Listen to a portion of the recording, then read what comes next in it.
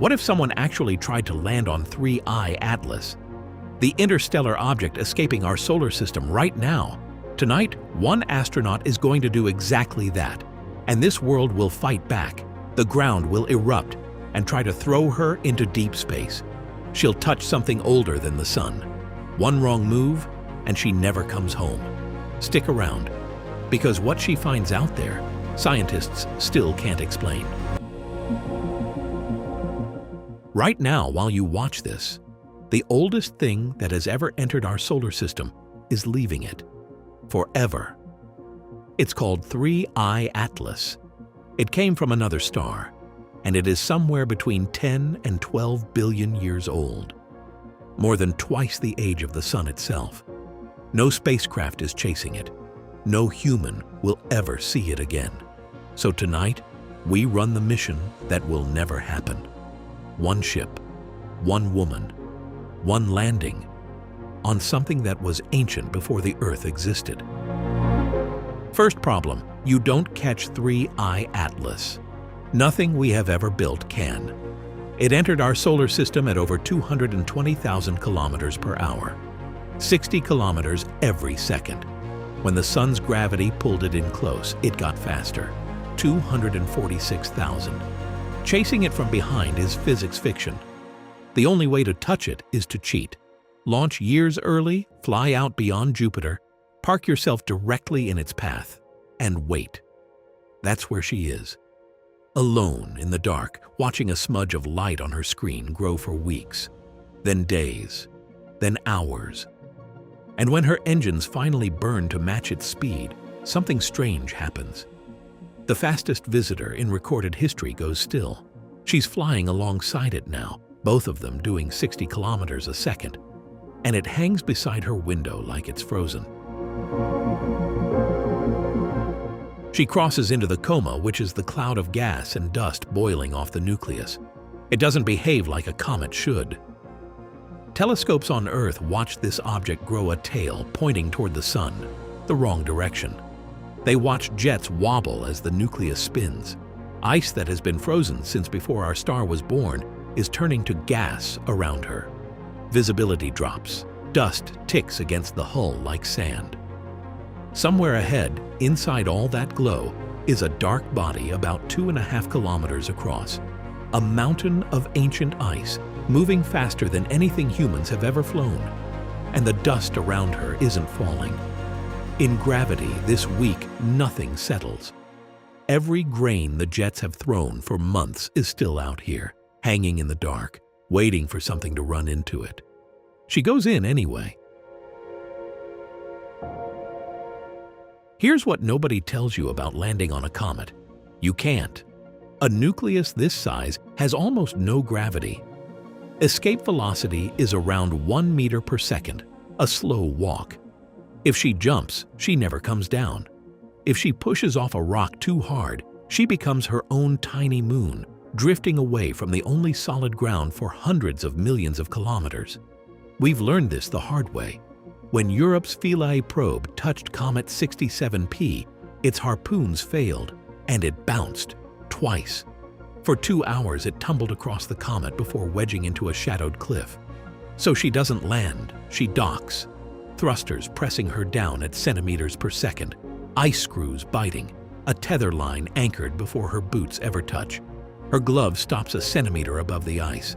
One heartbeat of hesitation, with 400 years of astronomy hanging over it. Then, contact. The first human touch on an interstellar world.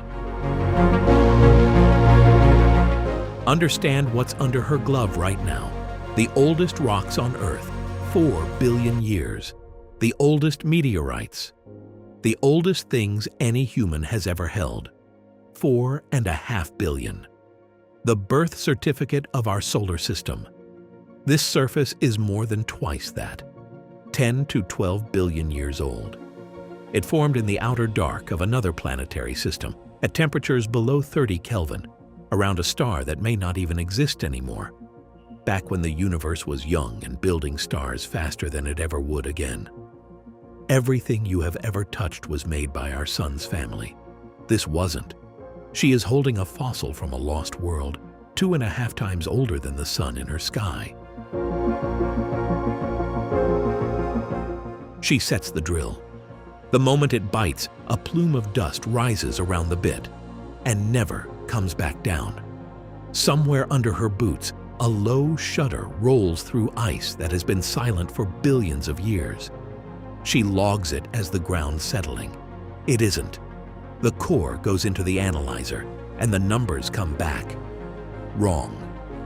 Methane, 11 times richer against water than anything ever measured in our solar system. That's not a typo in her data. That's a different birthplace. Heavy hydrogen, deuterium, 30 times higher than the comets we grew up with. A signature of ice assembled in brutal, deep cold, far from any star's warmth. Even the metal is strange. Nickel vapor glowing in the coma with barely any iron beside it. Chemists saw that from Earth and couldn't fully explain it. Every instrument is telling her the same thing. This object isn't just from somewhere else. It was born under different rules, in a colder, poorer, older galaxy than the one that made us. Then the surface moves. A vent opens 30 meters away, carbon dioxide that has waited billions of years for this exact moment of sunlight, exploding into vacuum. The jet fires silently. She doesn't hear it. She feels it. Through her boots, through the ice screws, a shudder in ground that has no right to be alive. In gravity this week, a jet doesn't just vent gas, it throws rock, debris that never comes down, sprayed into space at speeds that turn pebbles into bullets. Her tether snaps taut. For 3 seconds she's horizontal, held by a line and 2 ice screws, while the ancient ground tries to throw her into interstellar space. Hubble watched this object for months and found 3 jets, spaced almost perfectly, 120 degrees apart. She's standing on one of the most active pieces of real estate between the stars. The vent dies. She's still anchored. But the message is clear. This world is done being studied.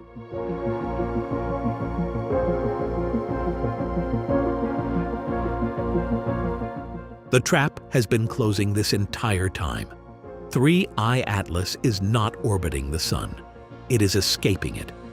Every hour she stays on the surface, it carries her 220,000 kilometers further from home. Her return craft has exactly 1 burn window. Miss it, and she rides this thing out of the solar system, past the planets, past the edge of the Sun's influence, into a night between stars that lasts tens of thousands of years. She would become the first human to leave the solar system, and she would be dead for almost all of the journey. She takes the sample case. One last look at a horizon no one will ever stand on again, and she lets go. One part of this story is still keeping scientists up at night. Near the Sun, 3I Atlas accelerated, slightly more than gravity allows. Those 3 jets, almost perfectly symmetric. And on its way out, it crossed Jupiter's neighborhood at almost exactly the edge of Jupiter's gravitational grip. A Harvard astronomer counted the anomalies and asked, publicly, what if it isn't a comet at all? The honest answer, every one of those anomalies has a natural explanation. Venting ice can push a comet. Jets can look symmetric. Trajectories can coincide. It is almost certainly exactly what it looks like. A very old, very strange comet. Almost certainly. But tonight it's still out there in constellation Gemini, leaving at 60 kilometers a second, taking its answers with it. We had 1 visit, 1 chance to touch it, and we stayed home. This is Alien Depth Films.